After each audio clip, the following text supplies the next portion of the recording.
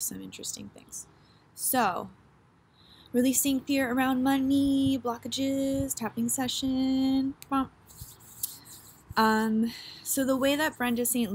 did it was that she started to pull up things around thoughts of money, beliefs, ideas around money. I hope I don't cry, but I might cry. So my first sort of thoughts, beliefs, shapings around money was probably when I was 7, and we used to go to my uncle's house, who lived about a half hour away in like northwest Jersey, a more affluent area. And I would observe my family members talking about him and his relationship to money. And so he is a doctor, and he worked really hard in Ecuador to study medicine along with my other uncle, and came here to the US and started a practice, and basically was a pediatrician like his entire life. And so him and my other uncle Samuel were known to be the wealthiest family members in our family, doctors. So when I would go there for family events to my uncle's house, there was a lot of like talk or chit-chat talk around my uncle and his habits and his behaviors with money. And so basically those were that he worshipped money, that money was number one before his family, that he was all about the money. I guess it didn't help that my uncle also had a little bit of a drinking problem, but I think that also added to this like evil vision of him being like a negative man, even though he's really nice and funny. But he did have a little bit of a drinking problem. So there was that. But mostly, I think most specifically, the belief was that because he was so obsessed with money, he did not put his family first. So that was my first belief about money. So I'm going to write that down. I'm basically going to list like the top, 4 to 10 beliefs, and then work with those in the tapping session. It's allergy season over here.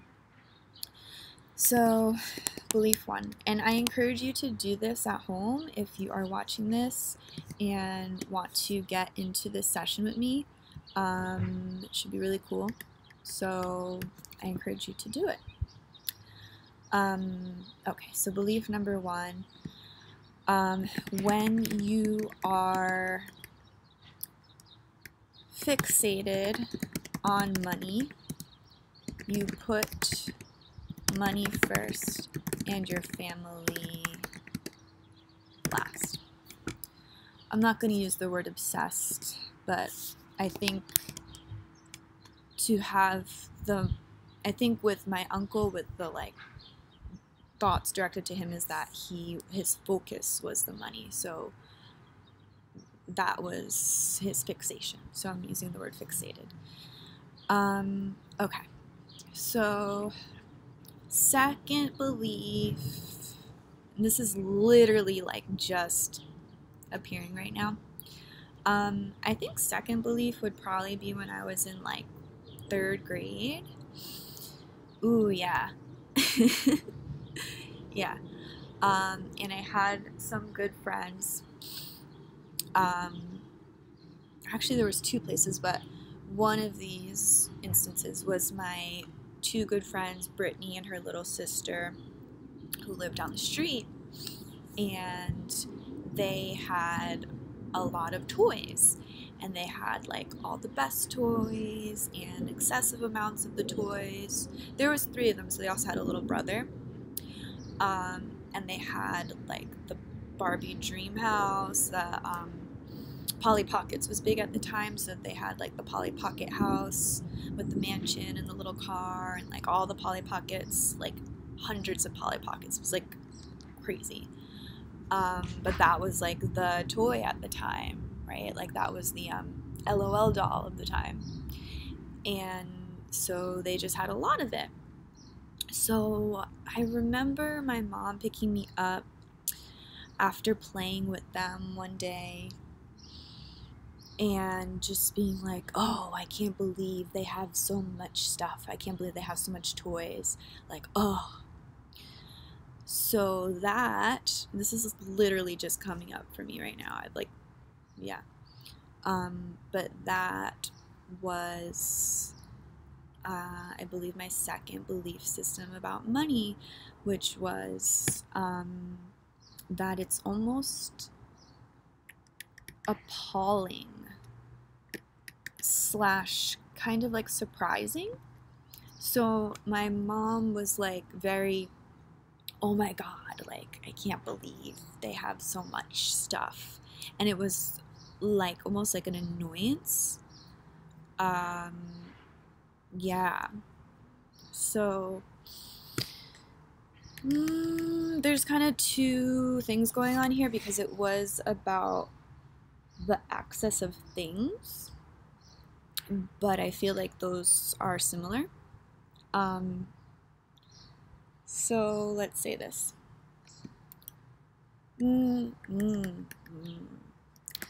It might be this. When you have a lot of money, you overspend and buy a ridiculous or absurd amount of things. Or, even better, having a lot of money prompts you to buy a ridiculous or absurd amount of things. Bueno, that's better. Perfect. Okay. So, belief number 3. I think I'm gonna go for 4. 4 feels good. Okay, so after that, it was probably middle school. So I think 5th grade, when we started going to school and taking public transportation and doing all that. I'm going to try to make this quick because I don't want to spend too much time on it. But, so they're all sort of loose ideas, but I think starting to fixate on clothes, and seeing all the girls wearing all the cute clothes and starting to learn about the different stores and where they came from, and then getting like catalogs in the mail with the clothes and then the prices. I think that was kind of like, well, it was really around fashion, right? But I guess I am the oldest in my family, the oldest daughter, the first one to go through all these stages. So I guess I didn't really know how some people had money and some people didn't. I remember going to stores with my dad a lot and just walking around the stores aimlessly and looking at the different things and looking at the price tags and just sort of like trying to figure out what expensive was and what like cheap was, and how to decipher between the two, and then like just sort of like how to put it together as to what it was that we could afford and what we couldn't afford, and things like that, right? So I guess I'm gonna like string these together, that my third belief would be money.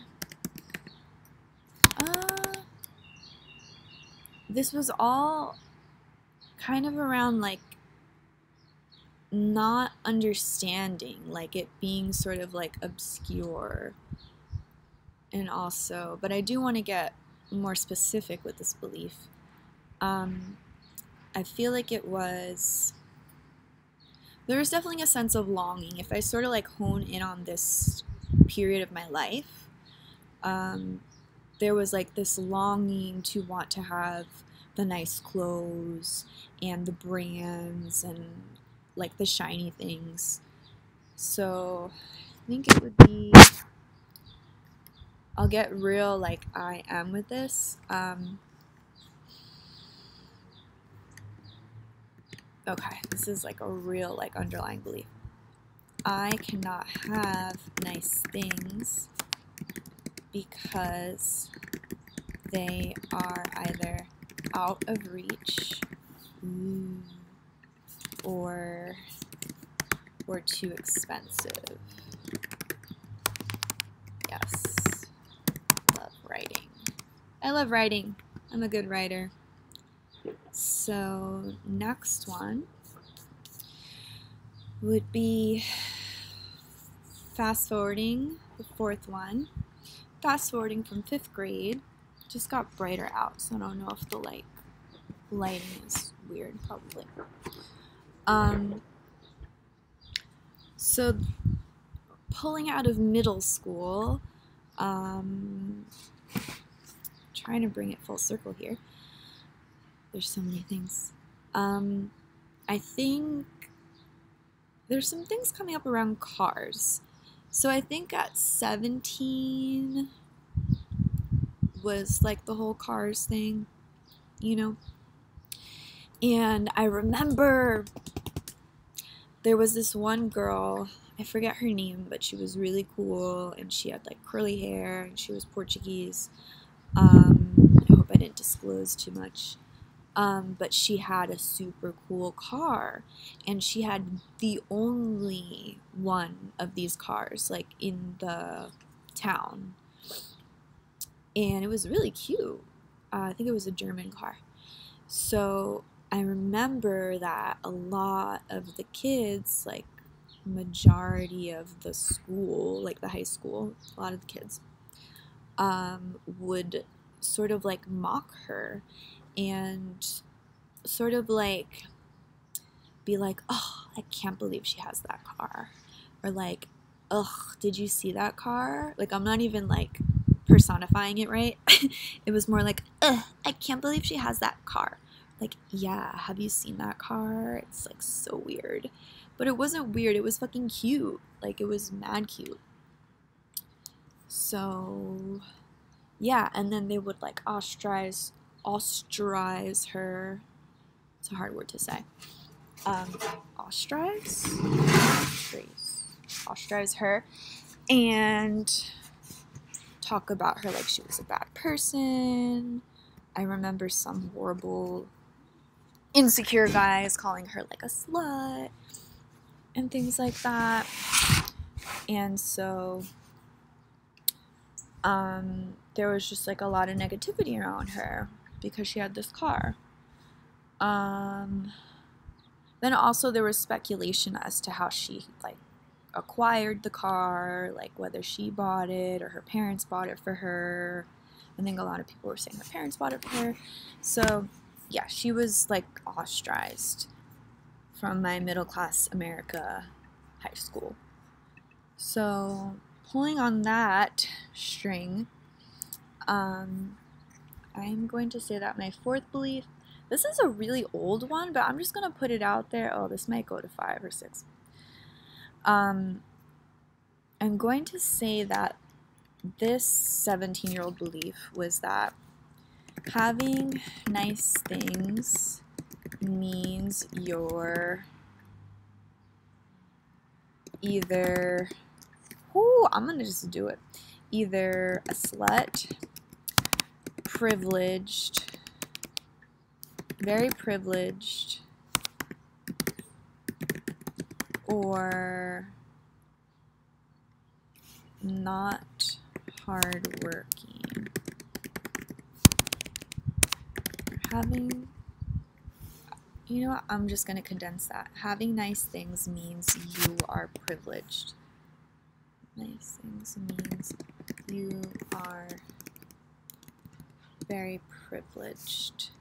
But privileged in like a negative way, not in like a nice way. Having nice things means you are privileged. And maybe a snob. And a snob. And maybe a snob. I don't know what sounds better. I'm like a poet. So there's that. Okay, cool. I think there is one or two more. And I really want to pull this up because this practice, honestly, this practice is exactly like pulling up weeds. So the more weeds you could pull out, the better. Like, you are a garden, my love. And you want to get these weeds out. So if you are going to set aside time for a session like this, should definitely try to get as much out as possible. Okay. All right. One or two more. So then, let's just fast forward a little bit to college. Was cool. Like, college was honestly, I never really felt that much lack around money. I think, okay, so then there was some stuff about my parents and their view or perception of other people that had money. And again, there was a lot of like, oh my god, like how, and da-da-da, like how does she do that, and how does he do that, and how are they able to do that? So, okay, this is one that I had pulled out a while ago. Well, I had written down a while ago, is that having money or earning a lot of money is a mystery. Yes. Oh my god, yes. So yeah, like that whole, you know, thankfully my parents were never like super like, you know, like bad things, but there's definitely this like how do they do it? Like, where did it come from? How do they do it? Like, it's like, you know, beyond. So that is one that definitely has got to go. Like, that shit is not cute. And that shit's been there for forever. And I feel like I'm finally starting to demystify that now. Mystery. Okay. And one more, and then we shall move on to the tapping.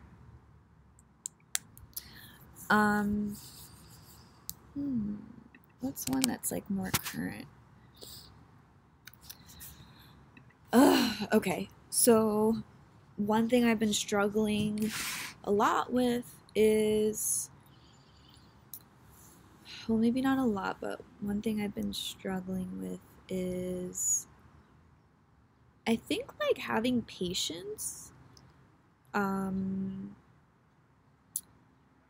There's been a lot of jive, but I do really want to focus on like core ones.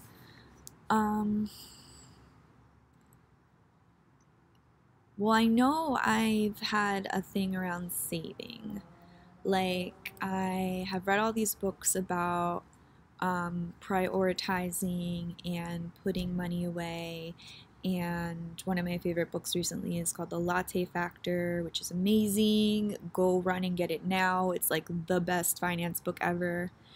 And it's a short story. But I've learned that when you receive your paycheck or however your money is coming in, I've learned about the order of things. And so now I've learned that you essentially have to treat your savings account like one of your bills. And the key principle in this book is called pay yourself first. So when you receive your income, right off the bat, before putting money away for 401k, before putting money away for taxes, before all of that, put away and or figure that money ahead of time. Put away the money for you, the money for your savings account, which the author, oh my god, I forgot his name. I'm going to pull up his name because he is fucking amazing, and that book is amazing, and I just really like him because he was interviewed on Lewis Howes' podcast, The School of Greatness, and he's really cool. Like, he is just really a cool guy. David Bach, B-A-C-H, David Bach. He's like friends with Paulo Coelho, like the author of The Alchemist. Yeah, Paulo Coelho actually gave him the go-ahead to write this book. So you know there's some magic there, like magic. So yeah, pay yourself first, make it automatic. Those are some of his, I'm just gonna clean my screen. Those are some of his big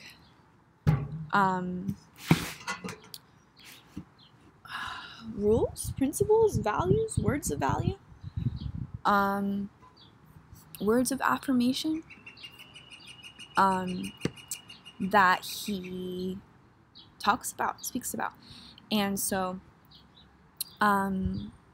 I learned that, and I learned that through a few other things that I've read and listened to lately, the whole pay yourself first principle. And I have not been paying myself first. I have not.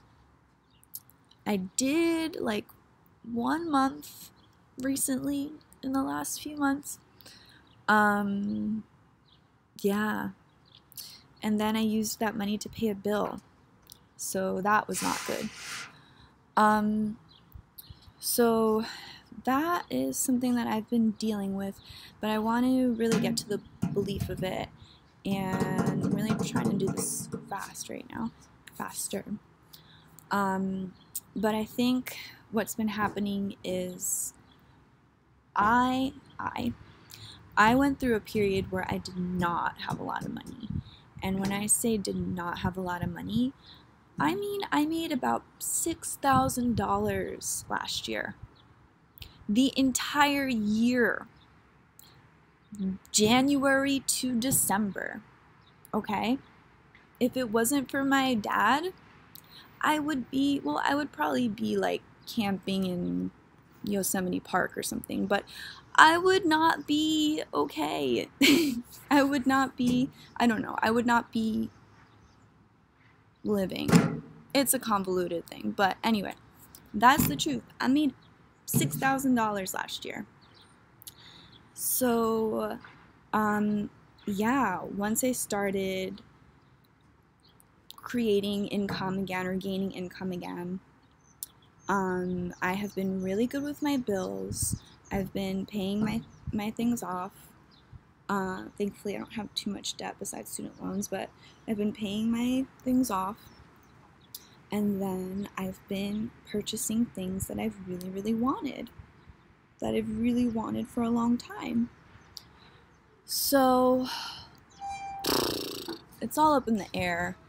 But I think one belief that needs to be extracted is that there's not enough. That there's not enough. And sometimes I get this feeling that when I get my paychecks, I go through this turmoil thing, and then I'm like, oh, maybe I can pay this, maybe I can't, maybe I can afford this, maybe I can't, I really need this, no, I need that. I'll usually wind up buying things like tea and herbs or oils or holistic things first, and then not put the savings away, which is like, I think now that I'm speaking this out loud,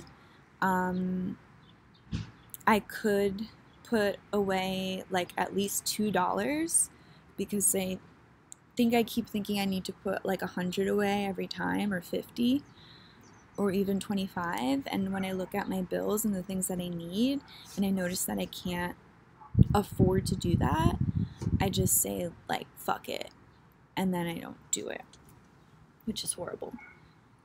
So breakthroughs. I think, yeah, that if I start doing that, that will be helpful, but also that this core belief is that there is not enough. There is not enough, or even deeper, money is difficult to earn or attract, and there is not enough, or when it comes, there is not enough. All right, boom, boom, chicka, boom, boom. Cute. So those are my core negative beliefs, and I'm going to use that. It's getting, can't tell if it's getting cold or hot. It's getting kind of hot. I feel like I want to change my setting. So I'm going to pause this, and then I'm going to acclimate. I'm going to reacclimate, return.